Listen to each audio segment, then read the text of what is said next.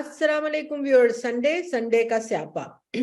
और आज बहुत बहुत बहुत से दिनों के बाद हमने शमा वापस हमें ज्वाइन कर रही हैं। शमा बहुत लंबी एनुअल लीव उन्होंने हमसे ली, मगर हम क्या करें, अब शमा से हमें प्यार इतना है कि हम शमा को हर तरह की लीव देने को तैयार हो जाते हैं। और थोड़ी देर में अफशा ज्वाइन करेंगी हमें और पीटर जेकब ज्वाइन करेंगे। तो आज हम किन चीजों पे बात करेंगे? आज हम बात इस चीज पे करेंगे कि पाकिस्तान ने बहुत से बहरानों का सामना किया है, मगर एक जड़ा कट्टा हुण साडे सामने है ना, ये अपनी टाइप का एक ही है। और वाकई ये बहरान इतना कॉम्प्लिकेट कर चुका है कि इसको रियासती बहरान के अलावा हमारे पास कोई नाम नहीं है कि हम दे सके।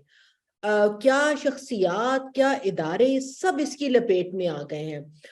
पहले लोग नंगे होते थे हमाम में, फिर हमाम की दीवारें गिर गईं, अब सब नंगे हैं और किसी नंगे को कोई शर्म नहीं आ रही कि वो नंगा है।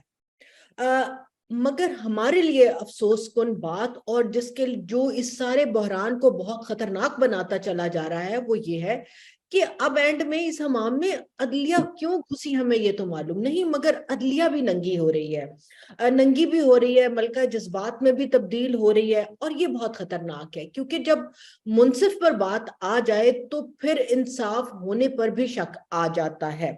इस बहरान को गंदा भी बनाया जा रहा है, और ये मेरे ख्याल हमने पिछले अपने 2-3 प्रोग्राम्स में हर बार इसके ऊपर बात की है कि किस तरह गाली गलोच, दंगा फसाद, फैशिस्ट प्रोपेगेंडा टेक्निक्स आम हो रही हैं। सब पॉलिटिकल पार्टीज उसको यूज कर रही हैं, मगर बहरहाल पीटीआई उसको जिस आला तरीके से यूज करती है उसका तो कोई जोड़ नहीं, और ये क्रेडिट तो उसको देना ही पड़ेगा। और सोशल मीडिया को जो जहर में बुझा हुआ तीर बना रही है पीटीआई, मेरे ख्याल में ये बहुत खौफनाक ट्रेंड है। पहले उन्होंने इंतजामिया की पीठ पर एक टारगेट बनाया, फिर पुलिस की पीठ पर, अब जजेस की बारी आ गई, और सहाफी भी पीछे नहीं है, सहाफियों की भी बारी आ गई है। तो ये इतना खतरनाक ट्रेंड है जिसमें हमने मासूम लोगों की जानों को जाते देखा है। ये क्लासिक एग्जाम्पल है पोस्ट ट्रूथ ईरा की, जहां पर जो मैं कह रहा हूं बस वही ठीक है, वही सच है, और जो दूसरा कह रहा है वो सब गलत है। गन बकने में माशाल्लाह वैसे कोई भी पॉलिटिकल पार्टी पीछे नहीं, आराम नाल गाल करते करते पड़क करके मुंह चो गाल भैन दी निकल जाती है इन्होंने मुंह चो। मतलब इन किसी भी पॉलिटिकल पार्टी के रिप्रेजेंटेटिव्स को ये बात समझ नहीं आ रही। राना तनवीर ने फ्लोर ऑफ द हाउस जो है, जो बुशा बीबी के लिए जबान इस्तेमाल की, वहां पर हाउस में इतनी खवातीन बैठी थी, मुझे अफसोस है कि उसमें से किसी खातून ने भी नहीं कहा कि राना साहब आप ये नहीं कर सकते, आप किसी खातून की तौहीन नहीं कर सकते, आप उसके बारे में बात कीजिए, मगर उसके लिए मतलब बिलो द बेल्ट जाने की कोई जरूरत नहीं होती। This is not going to sell any more. और इससे बढ़कर जो तकलीफ दे बात वो ये है कि पिछले 2-3 दिनों में, बल्कि 4-5 अगर हम ऐड कर लें, तो हमारे अकलियती बहन भाई जो हैं, अकलियती पाकिस्तानी, वो एक दफा फिर निशाने की जद पे हैं। चाहे वो सिंध में डॉक्टर बीरबल हो, पेशावर में निरंजन सिंह हो, काशिफ मसीह हो, और उससे पहले जो अहमदी हैं उनको तो हम शायद अब इंसान समझना ही भूल गए हैं। तो इस मामले पे बात करने के लिए पीटर हमें बाद में ज्वाइन करेंगे, मगर प्रोग्राम का आगाज हम करते हैं जनाब इस बात से। I think Shama has some problem, Shama has drop, but कोई बात नहीं। अफशा, आपसे जनाब वाला सलाम अलैकुम, क्योंकि तुसी आए थोड़ी देर, अच्छा जी, तुसी थोड़ी देर लेट आए थे, ਅਸੀਂ ਕਿਹਾ सलाम अलैकुम हो जाए। Okay, Shama is back, so let's बना रही थी। हाँ, कॉफी के बगैर। Shama, can you hear us? Yes, now I can. It अच्छा was for some reason, so I don't know अच्छा, what. No problem. शमा, मुझे ये बताएं कि ये जो फवाद चौधरी साहब ने बड़े धड़ल्ले से सीना फुलाकर फरमाया कि जनाब हमने साफियों की लिस्ट भी बना लिया, और उससे पहले उन्होंने इंतजामिया और पुलिस, आपने देखा होगा कि पुलिस वालों के तो उन्होंने तस्वीरें छाप के सोशल मीडिया पे चला दी कि ये लोग हैं और हमें पता है। अब सहाफी कह रहे हैं, कल उन्होंने कहा कि लाहौर हाईकोर्ट के जज जो हमारे कारकुन नहीं छोड़ रहे वो भी हैं। इनके अपने दौर में जब सहाफी उठाए जाते थे या कोई इस तरह लापता सा हो जाता था, तो कहते थे कुड़ी दा भरा लै गया होएगा। तो मुझे लगता है कि जो इनके सोशल मीडिया वाले उन्होंने कोई भरा भैन नहीं, कोई चाचा मासी मम्मी पुप्पी ताए का घर भी कोई नहीं कि कहीं चले जाएं। और इनके सोशल मीडिया वाले तो, एक्सेप्ट के अजहर मशवानी का हमें अभी तक नहीं पता, मगर बाकी लोग तो सारे लॉ एनफोर्समेंट एजेंसीज ने उठाए, सबको पता था वो किस थाने में है, और आप उनकी जमानतों की दरखास्तें भी दे रहे थे। तो अपने पे आई तो आपने यूएन का कोई ह्यूमन राइट का इदारा, कोई इंटरनेशनल एनजीओ नहीं छोड़ी जिसको आपने ना कहा हो कि Pakistan under seize, human right violate हो गए। और उससे पहले ये भूल गए कि फ्रीडम ऑफ एक्सप्रेशन इंडेक्स में इनके टाइम पे हम कहाँ थे, और 50 दर्जे हम स्लाइड कैसे किए। Over to you. देखिए फौजिया, फॉशिज्म का और जो ऑर्गेनाइज्ड प्रोपेगेंडा का पहला जो प्रिंसिपल है वो होता ही ये है कि इतना झूठ बोलो, इतना झूठ बोलो कि सच साबित हो। अब हालत ये है कि ये हमें धमकियां दे रहे हैं मेरे खिलाफ। तो आप देखेंगे इन्होंने इतना ऑर्गेनाइज्ड कैंपेन चलाई लास्ट मंथ कि एक दिन में 1.5 लाख ट्वीट किया, हर उस बंदे को, हर उस जगह को टैग किया जहां पर मैंने 10 दिन भी कोई इंटर्नशिप की या काम किया। तो ये तो मुझे धमकियां।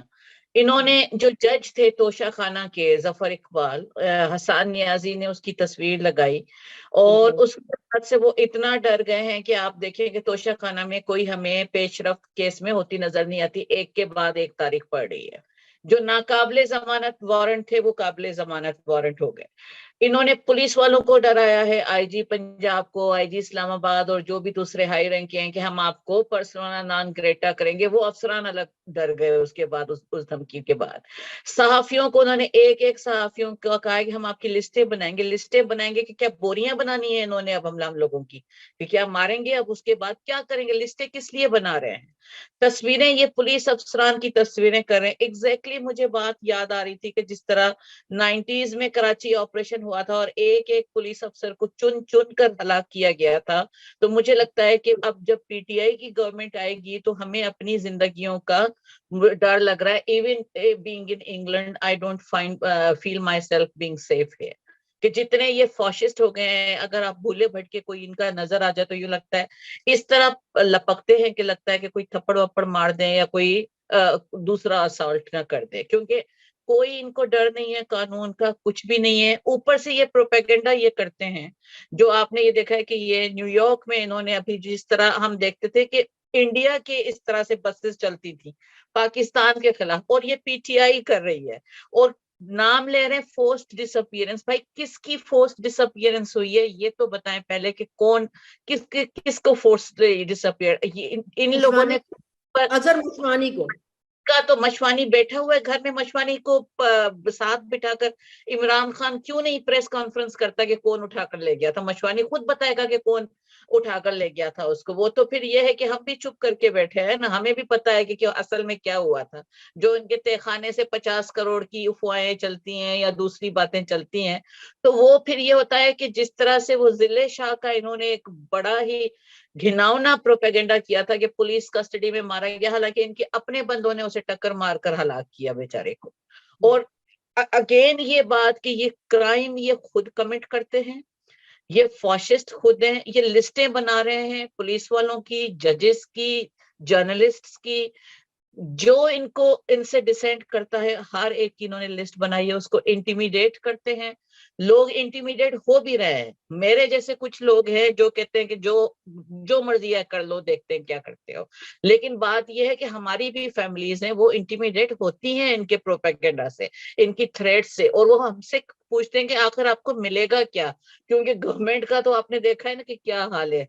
सपोर्ट करना दूर की बात है, कोई तसल्ली का एक फोन भी उनकी तरफ से नहीं आता कि जी आप मजबूत रहे और स्टे स्ट्रॉन्ग वाली बात। तो इसी तरह जजेस बेयारो मददगार हैं, पुलिस वाले बेयारो मददगार हैं। जो अब सबसे घिनौनी बात हो रही है, मेरे पास डेटा आया है कि इन्होंने ये जो अभी कैंपेन चलाई है, इन्होंने 158 पेजेस का डोजियर इन्होंने भेजा है यूएन को और इंटरनेशनल ह्यूमन राइट ऑर्गेनाइजेशंस और कन्वेंशंस को। तो बात यह है कि अगर आप इतनी ये जो डोजियर भेजते हैं तो उसमें आप कोई प्रूफ भी लगाएं, या आपका बस ये है कि एक झूठ चलेगा। जितने लोग अरेस्ट हुए, जो ये कहते हैं 10,000, sorry I am interrupting you, लेकिन ये कहते हैं कि 10,000 होते तो जेलें भर जाती। जो 50-60 लोग गिरफ्तार हुए, वो आपने देखा कि जमान पार्क में पुलिस या जुडिशियल कॉम्प्लेक्स में पुलिस की गाड़ियां जलाई गई, पेट्रोल बॉम्ब बनाने के तरीके इंटरनेट पर चल रहे हैं, ट्विटर पर चल रहे हैं, व्हाट्सएप ग्रुप्स में चल रहे हैं। यानी इनके इतने, सकलैन इमाम हमारे एक बड़े अच्छे दोस्त होते हैं बीबीसी के, बहुत ही मोहतरम आदमी, वो व्हाट्सएप ग्रुप में पेट्रोल बम किस तरह से बनाया जाता है वो शेयर कर रहे हैं। कोई पकड़ने वाला नहीं है, कोई पूछने वाला नहीं है, कोई क्वेश्चन करने वाला नहीं है कि आप ये क्या कर रहे हैं। यहाँ ये पर बात अगर करो क्षमा, ये ये जो ना, बात है ना ये बड़ी इंपॉर्टेंट है, क्योंकि ये आपकी आपकी दो आप बातों से आपकी दो बातों से जुड़ रही है बात जो आप बात कर रहे हो। जैसे जो आपने कहा ना कि वहां पर आप भी अपने आप को गैर महफूज समझ रहे हो, मेरा ख्याल हम में से सब, हम भी अपने आप को गैर महफूज ही समझ रहे हैं। जो भी कोई दूसरी तरफ की आवाज उठाना चाह रहा है या बताना चाह रहा है कि तस्वीर के दो रुख भी हैं, मगर शायद आपको एडवांटेज ये हो कि जिस मुल्क में आप हो वहां फिर भी कानून की हुक्मरानी या अमलदारी का फिर भी थोड़ा है। आप अगर कंप्लेन करोगे तो शायद कोई सुन लेगा। यहाँ पर तो आपने वही, जैसे आपने खुद कहा कि आईजीज एंड एवरीबडी को इतना आपने कर लिया, कौन सुनेगा हमारी कंप्लेंट, तो सुनने वाला भी कोई नहीं। और शमा सॉरी अफशा, ये बड़ी इंपॉर्टेंट बात है, क्योंकि आप देखो कि जो डोजियर वाली बात की, डोजियर्स बनते थे, बिल्कुल शमा ने सही कहा। जो हुकूमत इंडिया या पाकिस्तान ह्यूमन राइट्स कमीशन को कश्मीर के ऊपर डोजियर भेजा करती थी कि ये हो रही है human rights violation, that's why the word dossier would come in. अब हम बना रहे हैं डोजियर इस बात का, और जो पीटीआई लंदन में कर रही है, आप लोगों ने भी दोनों ने देखा होगा कि वो खातून जो फरमा रही है इन जर्नैलों के साथ हम क्या करेंगे, वो कह रही है हमने burn their houses, kill them all, exactly rape their, तो वो हाँ, लंदन में कर रही है और किसी ने कोई नहीं किया, किसी ने कोई not only Shama, the point is not only कि वो कह रही है कि मिनिस्टर्स के घर जला दो, इनको मारो, इनकी लाशें चौकों में टांग दो, इनकी औरतों को घर से बाहर निकाल के नंगी वीडियोस बनाओ। उसके अलावा वो जो दूसरी खातून है वो साथ और वो कह कह रही है है इनको कोई कुछ नहीं कहेगा, जी। ये सब कुछ और करो अफशा तुम्हें कोई कुछ नहीं कहेगा। one thing more, the other one is saying कि इन जर्नैलों को हम नहीं छोड़ेंगे, इन्होंने जो बांग्लादेश में औरतों के रेप किए, हमने उन पे पर्दे डाले। I wanted to kill myself कि यार तुम्हें पता है तुम क्या बात कर रही हो, और उसके बाद बलोच, और बलोच के बाद सो अफशा, ये क्या मतलब, ये लूज टॉक, ये निफाक की इनको नहीं समझ आ रही कि ये कितनी खतरनाक बात है। ये चीज सोशल फुटप्रिंट्स जो हैं, जो बाहर पूरी, चाहे वो अक़वाम मुत्तहिदा हो, कोई और हुकूमत हो, वो चुन के हमारे मुंह पे नहीं मारेंगे वापस। ऐ पे अजय। अच्छा, मैं शम्मा जी की बात को ही आगे बढ़ाना चाहूंगी। एक तो ये कि इन्होंने एक लिहाज से ये साबित कर दिया है कि इनके लिए मुल्क और इनके लिए कोई किसी भी तरह की इज्जत वकार ये वो सब कुछ सिर्फ फर्द वाहिद है, और वो इमरान खान है। ना तो किसी इदारे की कोई तौकीर, ना तो किसी इदारे या उसके अहलकार की कोई इज्जत, उसकी जान की कोई कीमत, कोई कुछ नहीं है, सिर्फ इमरान है और सिर्फ इमरान है। ये नहीं होता है, ये जमहूरी रवैया ही नहीं है। ना तो खान साहब खुद किसी भी तरह से किसी जमहूरी रवैये को अपना सके हैं अपने 4 साल दौरे इक़्तिदार में, और ना ही जब से वो घर गए हैं, ज़मान पाक गए हैं, उनके किसी भी रवैये में, उनकी किसी भी बात में आपको कहीं से भी ये दिखाई नहीं देता कि ये शख्स जमहूरी रवैये को अपनाना चाहता है। चलो जो हो गया सो हो गया, लेकिन वो जो एक फैशिज्म जो इन्होंने अपने दौरे इक़्तिदार में बरता, वो अब उस इक़्तिदार से निकलने के बाद उसके ऊपर अब ह्यूमन राइट्स की रैपिंग करके बेचना चाह रहे हैं।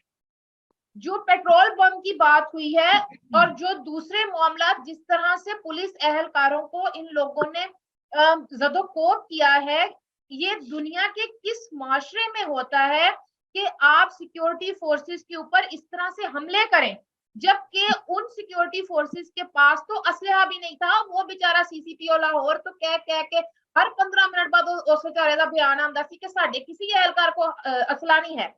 वो बेचारे इतने बैकफुट पे चले गए, उनको इतनी डिफेंसिव पोजीशन में डाल दिया गया है, सिर्फ उनको वो लाठियां देकर भेज दिया गया। और आंसू गैस के हवाले से भी आप देख लें कि वो जो एक फुटेज आई थी उसमें आप देख लें कि सदीक जान साहब क्या कर रहे थे, और आंसू गैस। और फिर सबसे अहम बात, आपने गिलगित बल्तिस्तान से फोर्स बुलवाकर पंजाब के सिक्योरिटी एहलकारों के सामने खड़ा कर दिया। क्या ये एक लिहाज से सिविल वॉर की जानिब ले जाने वाला मामला नहीं था? पंजाब गवर्नमेंट, निगरान हुकूमत और वफाक ने इस सारी आग को जिस तरह से समेटा है फैलने से पहले, वो तो कहीं बात ही नहीं हो रही। वरना इन्होंने तो पूरी तैयारी की हुई थी कि आप फोर्सेस को आपस में लड़वा दें, दो इलाकों की। नहीं, अच्छा, लेकिन क्वेश्चन मैं अफशा, आई एम सॉरी मैं इंटरप्ट कर रही हूँ बेटा आपको, लेकिन बात ये है कि ये क्यों state is not taking any action? Thank you. मेरा भी अच्छा सवाल ये है कि हुकूमत को किसने हाथ बांधे? सबसे पहले तो वफाकी वजीर दाखिला को ही पूछना चाहिए कि जीबी की सिक्योरिटी पंजाब में आकर पंजाब के सिक्योरिटी एहलकारों के खिलाफ क्यों खड़ी हुई, कौन लेकर आया और उसको क्यों इस्तेमाल किया गया? अच्छा, वो तो हमें मालूम है ना कि कौन लेकर आया, and Shama will bear me out, क्योंकि शमा के हस्बैंड भी पाकिस्तान पुलिस में ही रहे हैं, मेरे बैचमेट भी हैं। सीएम के साथ फोर्स मूव करती है, मगर शमा इसमें सबसे बड़ा इशू ये है ना, जो अफशा बात उठा रही है, वो ये कि चलो गोंद क्यों खाई हुई है ना, हुकूमत ने गोंद क्यों खाई हुई है, या वो बोलते हैं तो वो इतनी स्टूपिड बात बोलते हैं कि राणा साहब कहते हैं या हम नहीं या ये नहीं, फिर 3 दिन उसके ऊपर वो वजाहतें देते रहते हैं कि मैंने कहा जी सियासी तौर पे। सिर्फ एक बात और, आपको याद है एक क्रिकेट मैच के दौरान एक जहाज उड़ा था स्टेडियम के ऊपर से, जिस पर बलोच मिसिंग पर्सन के हवाले से एक इबारत लिखी गई थी? बिल्कुल बिल्कुल याद है मुझे। आज इनके पीटीआई के उस वक्त के जो इनके, मैं वो लफ्ज नहीं कहना चाहती, जो दिहाड़ीदार थे, उन दिनों की ट्वीट्स निकाल कर देखें और आज देखें, इनको इंसानी हुकूक याद आ रहे हैं। हाँ, तब भी हमने कहा था कि खेल का मैदान है, इसको खेल का मैदान रहने दें, ये वो, लेकिन आपके वक्तों में सहाफियों के ऊपर कातलाना हमले हुए, बिल्कुल बिल्कुल, उनके घरों में घुसकर उनको मारा गया, सहाफियों के खिलाफ गलीज तरीन कैंपेन चलाई गई, जो आज के दिन तक चल रही है खवातीन सहाफियों के हवाले से। और फिर सहाफियों के ना सिर्फ फोन नंबर्स पब्लिक किए गए, बल्कि उनके घरों के एड्रेस भी पब्लिक किए गए। Thank you very much Afsha, I want you to conclude your point, क्योंकि पीटर हमारे साथ है, फिर करेंगे। ये जो शमा ने सॉरी अफशा ने बात की ना शमा, वो ये कि आज ही शाहिद मेतला की पूरी इंफॉर्मेशन, क्योंकि वो बाजवा साहब के जो इंटरव्यूज की उन्होंने पार्ट सीरीज में आ रहा है, उनके आईडी कार्ड, उनका घर का नंबर, वो कहाँ गए आए, वो पूरे का पूरा वो भी उन्होंने उस पर डाल दिया। आप किस तरह इंसानी जानों को जेपटाइज कर रहे हैं? शमा, यू कंक्लूड योर पॉइंट, फिर हम पीटर की तरफ चलेंगे। तो बात कर रही हूँ कि state is not protecting us, state protecting the जजेस, state is not protecting the police officer, neither the journalist, किसी को भी नहीं। हम सब वो जो कहते हैं ना जहाद फी सबीलिल्लाह, या बस हम पट्टियां माथे पर जो कहते हैं कफन बांध कर लड़ रहे हैं इनके साथ। कोई पॉलिटिकल पार्टी जो इस वक्त गवर्नमेंट में है, आपने देखा कि कोई आपको नजर आ गया हो किसी की कोई कंडेमनेशन या क्या? ये जो रोज कर रहे हैं वो अपने एजेंडा पर चल रहे हैं। हम ऐसे ही बीच में बेचारे जो कहते हैं ना गाजर मूलियों की तरह कटने के लिए बैठे हुए हैं हम लोग। और जो सबसे बड़ी बात कि निसार पवन गया था उसकी अल्ताफ हुसैन की जमानत लेने के लिए कोर्ट में, तो उसको तो उठा लिया गया, उसने तो निसार पवार ने कुछ नहीं किया। जो बालाच मरी या इन्होंने, मुझे याद है मैं जेनेवा में थी उस वक्त, और उन्होंने सिर्फ इसी तरह की एक वैन पर एक वो चलाकर जेनेवा की सड़कों पर चला, वो लोग तो अबेंडेंड हो गए, पाकिस्तान में कभी घुस नहीं सकते। इनका कौन सा ऐसा इनके साथ है, मुझे इस बात का जवाब चाहिए जिसकी वजह से स्टेट भी डरती है। तो फिर ये this is very very important इनके साथ है कि जो स्टेट कोई भी एक्शन लेने से डरती है। ये बात बड़ी इंपॉर्टेंट है, और ये बात मुझे भी बहुत इन्हां दे अगे स्टेट कहानी हो गई हुई है कि वो कोई एक्शन नहीं ले सकते। और इस दुनिया में पाकिस्तान में सिर्फ ह्यूमन और ह्यूमन राइट्स सिर्फ पीटीआई और उसके सपोर्टर्स के हैं, बाकी तो कोई इंसान बसते ही नहीं है यहाँ पर। एब्सोल्युटली, थैंक यू अफशा, बिल्कुल आपने सही बात। ये मार सकते हैं हमें। मैं तो आपके फोरम से कहती हूँ कि मुझे अपनी जान का शदीद खतरा है, क्योंकि ये तो फवाद ने तो ट्वीट किया ना, फवाद ग्रुप्स में मुझे बुली करता है और अच्छा खासा दोस्त होकर वो करता है। मुझे जितनी थ्रेट्स पीटीआई की तरफ से मिली हैं, मैं अगर वो आप सबके सामने वो दिखाऊं तो आप, यानी यह है कि हजारों की तादाद में, कोई कहता है रेप कर देंगे, कोई कहता है तुम्हारी बच्ची का रेप कर देंगे, तुम्हारे बेटों को कत्ल करेंगे। क्यों क्यों? What I have done? मैं तो सिर्फ इनकी एक क्रिटिक हूं ना, व्हाट आई हैव डन। ये बिल्कुल आप सही बात कह रहे हो, और ये हम सब बहुत अरसे से फील कर रहे हैं। सिर्फ आपके खिलाफ नहीं, तंजीला ने भी जो है वो उसके साथ भी यही होता रहा। Let me bring in Peter. Can you hear me? अस्सलाम वालेकुम पीटर। जी वालेकुम अस्सलाम। मैं आपको सुन पा रहा हूँ क्लियर। आप मुझे सुन पा रहे हैं, thank you very much. Peter, जो हम आपसे पूछना चाह रहे थे कि ये एक जो बहुत ही तकलीफ दे अमर इस वक्त हो रहा है, जो पिछले एक हफ्ते में डॉक्टर बीरबल, निरंजन सिंह, काशिफ मसीह, एकदम ये फिर पेशावर से वो ऑनस्लॉट जो शुरू हो गया है, ये क्या हो रहा है? क्या क्या वजूहात है इसकी? क्या ये जाती अनाद है या ये अंधे कत्ल है? और कहाँ है रियासत? आप कैसे फील करें, क्यों हम अपने अकलियती पाकिस्तानियों को प्रोटेक्शन नहीं दे पा रहे? जी बहुत शुक्रिया। खास तौर पर खैबर पख्तूनख्वा से जो पश्तून सिख थे, वो हिजरत करके पंजाब की तरफ आ गए, कुछ हसन अब्दाल में, कुछ दीगर इलाकों में। लेकिन इनकी एक मुश्किल ये है कि जो पश्तून सिख हैं उनमें से बहुत कम हैं जो पंजाबी और उर्दू जानते हैं, वो पश्तो ही बोलते हैं। और इस वजह से निरंजन सिंह जैसे लोग जो हैं वो खैबर एजेंसी से उठे तो पेशावर में आ गए और यहाँ पे छोटा मोटा कारोबार अपना करने लगे। तो एक इनकी ये मुश्किल भी है कि इनमें से पढ़े लिखे बहुत कम हैं। और ये एक बड़ी बात है कि वो क्या करें।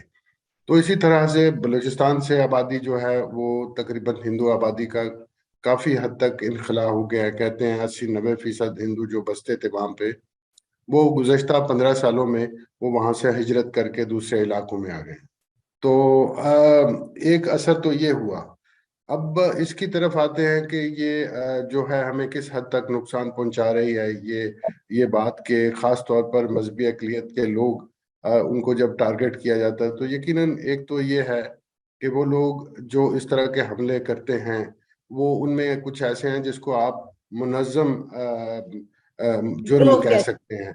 जी और बिल्कुल। वो मुनज़्ज़म हैं, उनकी कुछ रिलीजियस आइडेंटिटी है, कुछ वो जुराइम में महारत रखते हैं। तो ये जब होता है तो उनके अंदाजे में खास तौर पे ये बात भी होगी कि इससे यहाँ पे पैनिक फैलेगा और पाकिस्तान के बारे में जो बुरी खबर है वो भी आम होगी। लेकिन यकीनन इस बात को इस तरह से नज़रअंदाज नहीं किया जा सकता कि ये खास टारगेटेड किलिंग है, ये टारगेटेड अटैक्स हैं और उनको शुमार में भी लाना पड़ेगा।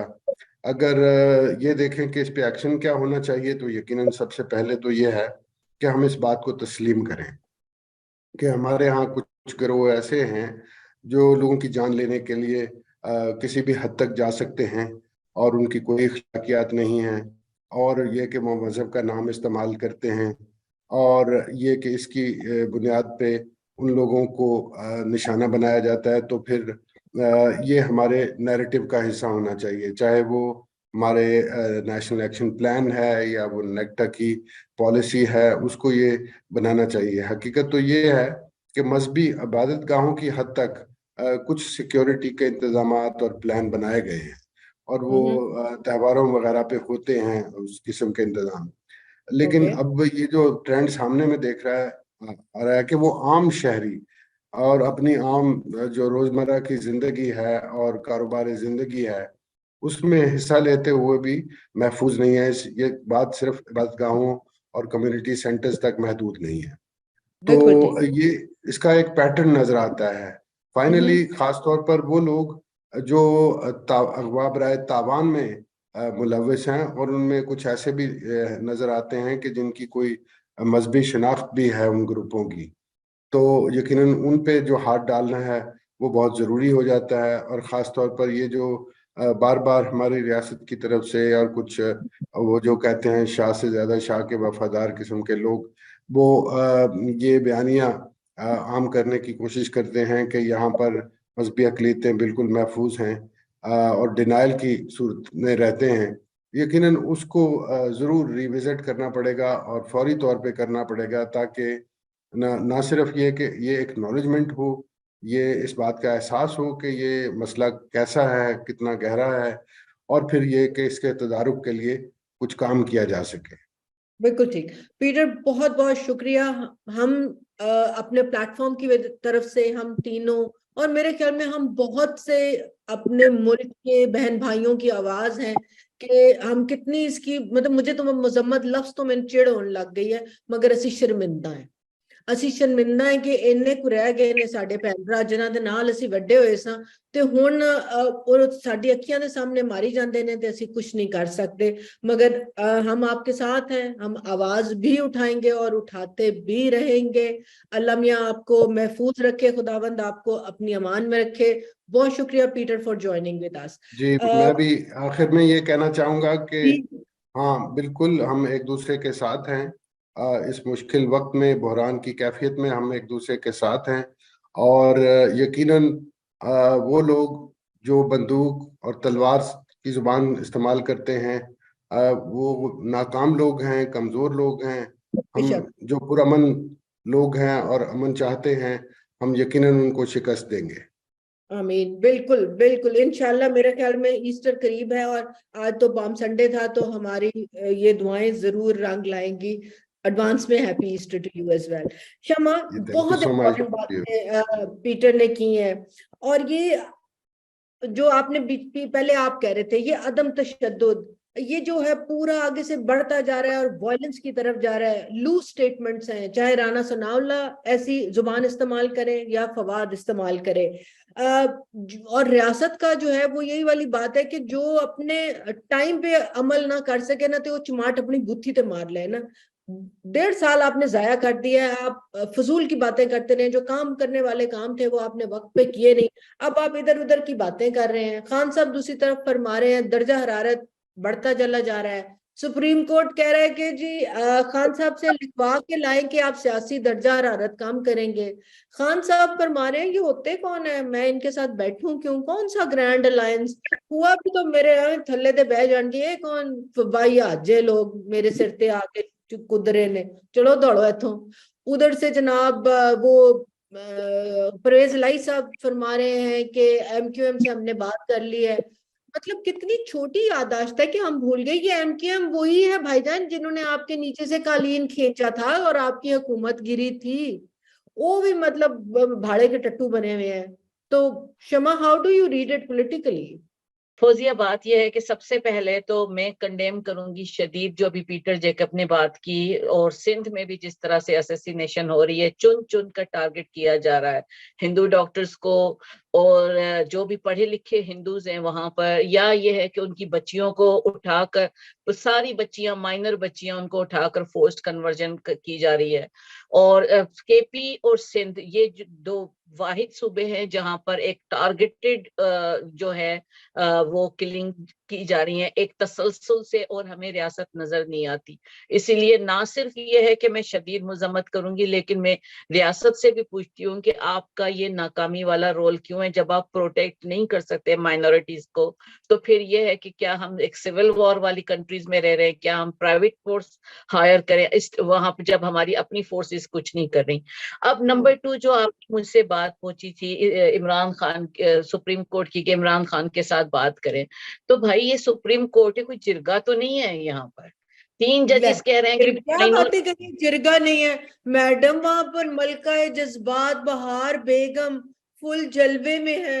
मेरे अथरू निकल आए, हाय बे जज साहब, मैं किदे को सवाल पूछा। मतलब यही रह गया, वो मोहम्मद अली नहीं कहता था अपनी फिल्मों में, शमा याद है, जज साहब मेरे वो दिन लौटा दे।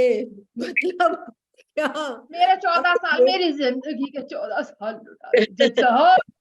नहीं, तो अब तो जज साहब वाली बात नहीं है ना, अब जज साहब खुद अपने तस्वे बहाकर और कह रहे हैं कि मेरे जजों को कुछ कहा तो क्या मैंने ये सवाल पूछा था कि क्या जस्टिस फायज ईसा क्या टंडोवाला यार के तफजल हुसैन के जज थे, उन्होंने क्या उनके सामने हल्फ उठाया था? वो भी तो सुप्रीम कोर्ट ऑफ पाकिस्तान के जज थे ना। तो तब ये हमारे बंदियाल साहब या दूसरे उस वक्त जो चीफ जस्टिस साहिबान थे, उनको उस वक्त गैरत क्यों नहीं आती थी कि उनके अपने जज की बीवी किस तरह से सुप्रीम कोर्ट में वो डील किया लाठी आपने। थी, उनका वालिद मर गया और एफआईए ने जाकर उनके घर पर जाकर जनाजे वाले घर में जाकर पोस्टर लगाए, तो क्या वो बेइज्जती नहीं थी? उस वक्त उनके जज्बात नहीं होते थे? बात ये है कि ये 3 जजेस कह रहे हैं कि हम आइन की पासदारी कर रहे हैं, तो बाकी मानदा जजेस हैं, वो क्या इंडिया का उन्होंने आइन का हल्फ उठाया हुआ है या वो बांग्लादेश का आइन का हल्फ उठाया? वो किस आइन और कानून की पासदारी कर रहे हैं? तो ये बात जो चल रही है, ये एक बड़ी खौफनाक बात चल रही है, और ये है कि ये rift with in the institution हो गई है। इमरान खान का देखिए, इसने फौज में रिफ्ट पहले की, पार्लियामेंट को तबाह किया, अब ये अदलिया के पीछे पड़ा, ये पूरे पाकिस्तान में ये अनारकी चाहता है। आप परवेज इलाही को देखें, आज मैंने ट्वीट किया है कि चौधरी साहब रमजान में झूठ ना बोलें। एमक्यूएम ने ऐसी कोई बात नहीं की कि हम तंग हैं पीडीएम गवर्नमेंट से, जो आज परवेज इलाही ने दावा किया है। झूठ बोलते हैं, सरासर झूठ बोलते हैं, और रमजान के महीने में रोजे रखकर झूठ बोलते हैं। तो ये इनका जो इतना ये है, तो बात ये है कि ये जो आखिरी बात मैं करूंगी वो ये कि मुझे स्टेट रिट ऑफ स्टेट वैसी ही नजर आनी चाहिए जैसी एमक्यूएम पर है, जैसी जीएस सिंध वालों पर है, जैसी बलोचों पर है, जैसी पीटीएम पर है, मंजूर पश्तीन और इन दूसरे मोहसिन दावर को और अली वजीर को। किस तरह से इनको इबरत का निशान बनाया गया। इमरान खान में ऐसी क्या बात है? Again I would repeat my same question जो कि मैंने आपके प्रोग्राम के पहले भी कहा था कि क्या इसके साथ वाकई खामोश मुजाहिदीन है जिसकी वजह से इदारे डर रहे हैं, जिसकी वजह से हुकूमत हिम्मत नहीं पकड़ी कि हमने अगर इस पर कोई हाथ उठाया या कोई एक्शन लिया, या ये जो जजेस जो हैं वो इतना पहले तो हमें कर्नल वसीम और लियाकत और ये घूमते फिरते नजर आते थे ना, अब क्यों सब खामोश है? तो अगर वो कहते हैं न्यूट्रल है, तो न्यूट्रल भी तो कुछ ना कुछ तो एक रिट ऑफ स्टेट के लिए कुछ करेंगे ना। प्रिजन वैन भी तो न्यूट्रल नहीं भेजी थी ना जब ये लास्ट ईयर चल रहा था। तो अब ये क्यों तमाशे चल रहे हैं? इसके पीछे क्या कहानी है? उस कहानी जब तक आंसर नहीं मिलेगा तब तक पाकिस्तान की जो है वो, हम एक सिविल वॉर की तरफ जा नहीं रहे, हम जा चुके हैं, अनारकी की तरफ चल रही है। ये केओस है, इदारों की कोई इज्जत नहीं रही, इंस्टीट्यूशंस की इज्जत नहीं रही, रिट ऑफ स्टेट नहीं नजर आ रही। तो ये है कि कंप्लीट केओस और कैटास्ट्रोफी है। Absolutely, Shama is so right. Afshan, same question to you. और शमा की सिर्फ बात में मैं ऐड कर रही हूँ, जो शमा ने सरीना ईसा का जिक्र किया, तो यही जस्टिस मुनीब अख्तर थे जब उनको रोस्टर पे खड़ा किया गया और उनको कहा कि आप अपना बयान पढ़ें, तो उसने कहा मैं साथ नहीं लाई। उन्होंने कहा ये मेरा कसूर नहीं, आप पढ़े। उन्होंने कहा जो मैंने लिखा था मैं उस पर कायम हूं। उन्होंने कहा आप मेरी बात नहीं कर रही, सुन रही, आप नहीं करेंगी तो मुझे करना पड़ेगा। जस्टिस फायज ईसा ने बीच में कहा मेरी बेगम जो है वो अदालतों में नहीं आई, उन्होंने किसी ने उनको दिया, उन्होंने वो रोते हुए पढ़ा। वो तब ब्रदर जजेस नहीं थे, तब इंसाफ का कत्ल नहीं हो रहा था। आज आप कह रहे हैं कि हमने 2 साल भुगता था, मतलब अभी ये तो इतनी पुरानी बात भी नहीं थी। आई एम नॉट सेइंग कि एक अगर जज की फैमिली या जज गलत करता है तो हमें उस पर सवाल नहीं उठाना चाहिए, मगर फिर सवाल वही जो समा वाली बात कि इंसाफ फिर सबके साथ एक जैसा होना चाहिए। अगर आज sitting chief of army staff की पर्सनल इंफॉर्मेशन लीक होने पर 6 नादरा के बंदे सस्पेंड हो रहे हैं, तो फिर शायद मेतला के होने पर भी होने चाहिए, मेरे और आप पे भी होने चाहिए। सो अफशा, ओवर टू यू। अच्छा, एक तो जो मजहबी अक़लियतों के हवाले से बात हो रही थी, मैं उस पर सिर्फ इतनी बात करूंगी कि यहाँ पर जेंडर्स की तरह से अक़लियतें, आपका जो अकीदा है ना वो भी प्रिविलेज और नॉन प्रिविलेज में आ जाता है। और यहाँ पर जो सबसे ज्यादा अंडर प्रिविलेज भी नहीं कहना चाहिए, जो बिल्कुल खुदे लाइन लगे हुए हैं ना, वो अहमदीज हैं।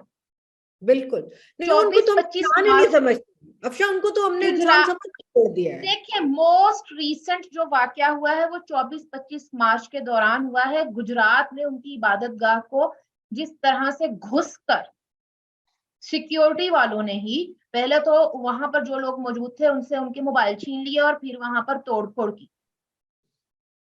लेकिन बिल्कुल। हम इसके ऊपर तो आप मेन स्ट्रीम मीडिया पर भी बात नहीं कर रहे ये, बल्कि हम अगर बात करेंगे तो साडे अकीदियां दे उत्ते भी सवाल उठन लग पेगा। बिल्कुल और और जो टारगेट किलिंग की बात है तो गुज़िश्ता कुछ अरसे में पेशावर में ये एक फैक्टर देखने में आ रहा है कि रमजान में अकलियती जो शहरी हैं उनकी टारगेट किलिंग होना शुरू हो जाती है। ये एक खास पैटर्न नजर आ रहा है। बिल्कुल। अब पीटर बी ने क्या ये क्यों है और कैसे है? मेरा ख्याल है कि अब मुल्की वसाइल और दीगर मामलात अब ट्रॉल ब्रिगेड्स और सोशल मीडिया पर गर्क करने की बजाय ना इन मामलात के ऊपर लगाए जाएं ताकि पाकिस्तानियों की जिंदगियां इतनी अर्जा ना हो उनके अकायद की बुनियाद के ऊपर, या कोई खास इंप्रेशन क्रिएट करने के लिए आपने क्या स्केपगोट की तरह से सारा मामला बना लिया हुआ है। और जिस तरह से सरदार दयाल सिंह की बात है, काशिफ मसीह की बात है, डॉक्टर ज्ञानी साहब की बात है, सब टारगेट किलिंग है। लेकिन क्यों किया जा रहा है, कौन कर रहा है, किसका क्या इसमें है, इसके ऊपर भी बात होनी चाहिए। अच्छा, उसके बाद जो ह्यूमन राइट्स वाली बात है, हमें ये बात याद रखनी चाहिए कि खान साहब के दौर में हर वो सहाफी गैर मुल्की एजेंट और हर वो सहाफी और उसकी फैमिली यहूदी एजेंट थी जो कि उनकी जय जयकार नहीं करते थे। हमें याद है इफ़त, हमारी जो दोस्त हैं जर्नलिस्ट इफ़त रिजवी, उनके शौहर को किस तरह से ज्यू बना दिया गया था। जी बिल्कुल। सिर्फ वो रेलू कट्टा वाली एक वीडियो जो लीक हुई थी उसके ऊपर, उस बेचारी को अपनी क्या कर रही, मुझे बताएं 2 दिन से शीरी मजारी क्या कर रही है ट्विटर पे? और शीरी मजारी को भी शर्म देनी चाहिए। 2017 से उसके पास पासपोर्ट है उस लड़के के पास, और वो किस तरह से इसको खेल रही हैं। बिल्कुल ठीक।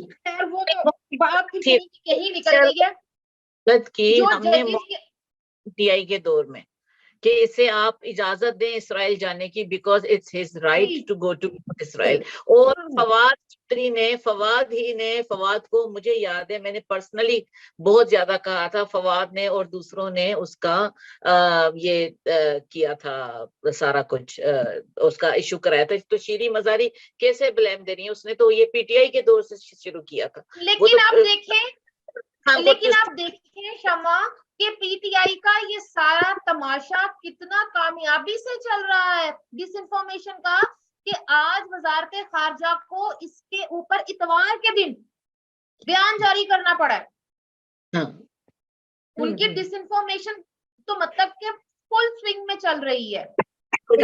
जो जजेस के हवाले से हम बात कर रहे थे फौजिया, उसमें ये है कि एक तो ये कि मैं तो पता नहीं, हमारी जो जनरेशन है ना उन्होंने हमसे पिछली जनरेशन से थोड़ा कम भुगता है, थोड़ा सा कम मार्शल आर्ट्स देखे हैं, लेकिन पता नहीं क्यों, हाँ मैं तो अब किसी भी तरह से किसी भी दायरे में से किसी को भी उठाकर हीरो नहीं बनाने के हक। और नजर आता है कि जो तो वेला आंदा है ना तो हर कोई इफ्तिखार चौधरी बन जाता है। हाँ, मैं जज साहब से ये जरूर पूछना चाहूंगी कि जब यहाँ पर सियासतदानों की नाअहलियां होती रही हैं, उनकी फैमिली को घसीटा जाता रहा है अदालतों में, मैंने पनामा की पूरी समात में देखा है कि आपकी अदालत में मरियम नवाज तो छोड़ दें, चलें, उनका तो वो तो बाप के साथ खड़ी थी, आपकी अदालत में मियां नवाज शरीफ की वालिदा के हवाले से क्या कुछ नई बातें होती रही हैं। और उस वक्त आपकी फैमिली तो गैलरीज में बैठी हुई होती थी। पनामा के फैसले वाले दिन प्रेस गैलरी सहाफियां वाले नहीं सी खुली, साडियां फैमिली वाली खुली सी, उत्थे बैठ के फोटोआं ते वीडियोआं बना रहे सी ते तालियां बजा रहे सी। तो जज साहब उस वक्त तो आप नहीं जज्बाती हुए। और मतलब भुट्टो साहब का जुडिशियल मर्डर हम भूल जाएं, सियासतदानों के हवाले से ये अदालतें किस तरह से इस्तेमाल होती रही हैं और वो अभी भूल भी जाएं। फवाद चौधरी ने कहा है कि जरूरत मगर देखिए फैसला तो फवाद चौधरी ने सुना दिया है, उन्होंने कहा है कि नहीं मानेंगे तो एक और वजीर आज़म घर पहुंच जाएंगे, तो फिर उन पीछे की रहेगी। देखें फवाद चौधरी का जो तजर्बा है ना वो मुशर्रफ दौर का लाहौर हाई कोर्ट का है। नहीं, लेकिन वो प्रिडिक्शन कर दी है 1 साल की नाअहली प्रेडिक्शन की। तो कर दी प्रिडिक्शन है नहीं ना होती है ना मैडम, शम्मा, ये प्रिडिक्शन नहीं होती, आप भी जानते ये है। हैं, हम भी जानते हैं। हमें पता भाईजान है देखिए कोई ना खाने कोई होती है वो, बहरहाल उसने ब्रेकिंग न्यूज दे दी है कि 3 साल के लिए जा रहे हैं शहबाज शरीफ। मगर बात ये है ठीक है। कि चूंकि टाइम बहुत ज्यादा हो गया कुड़ियों, तो इन आपकी दोनों की बातों का जवाब ये है कि कोई तो है जो निजाम सियासत चला रहा है और वो न्यूट्रल नहीं है। नंबर 1 मेरा कंक्लूजन ये है। नंबर 2 ये कि अदलिया बाजी उस्मा और आलिया, आपसे ये कहना था कि जे ताड़ी बावां कमजोर हो गई है ना, इंसाफ का तराजू आपसे नहीं वैसे पकड़ा जा रहा जिसमें आप दोनों पलड़े बराबर रख सके, तो रख दो थल्ले, कोई बात नहीं, कोई फिर कड़मासमा चलेने फिर हम खुद उठा देंगे, मगर मलका जज्बात ना बने। मलका जज्बात हमारे पास बहार बेगम मौजूद थी, हम खुद बन फौजिया कानून, लॉजिक या किसी भी तरह Yes. से रीजनिंग में जज्बात का क्या ताल्लुक है? कोई ताल्लुक अदालतों नहीं में है, और बिल्कुल कानून और आइन में जज्बात इस तरह से उमड़ कर आते ही नहीं। निकालने का क्या ताल्लुक है? मेरे ख्याल में हम सब की तर्जुमानी इरफान कादर साहब ने बहुत अच्छे तरीके से की। उन्होंने कहा कि आइन और इंसाफ जो है वो जज्बात पे, इंसाफ जो है वो जज्बात पे नहीं चलता, वो कानून पे चलता है। तो तुसी अन्य जज्बाती ना हो, थोड़ा हौसला करो। तो नहीं, चूंकि उन्होंने आज ये भी मैंने कहा बात कि बहुत लंबी कर दी है, फौजिया इरफान कादिर ने ये भी कहा आप जज्बाती होंगे तो हम भी हो जाएंगे। उन्होंने कहा मैं हम रोने लग जाना है। कहते हैं तो उनको, हम भी जाती होकर इमरानडू कहते हैं ना, हमें कोई बुगज थोड़ी है इन मोअज़्ज़ज़ जज हज़रात से। बीप बीप कर दो, फौरन बीप बीप कर दें भाई, इस बात को फौरन बीप बीप कैसे कर देना। तो व्यूअर्स आपने सुना, आज हमारे पास बहुत बातें करनी थी इसलिए लंबा भी हो गया, मगर ये बातें बहुत जरूरी हैं। आखिरी पैगाम सिर्फ है, जागते रहना, किसे ते ना रहना, इन्हें किसे ने नहीं ताड़ी सुननी। Thank you very much, till next Sunday, खुदा हाफिज।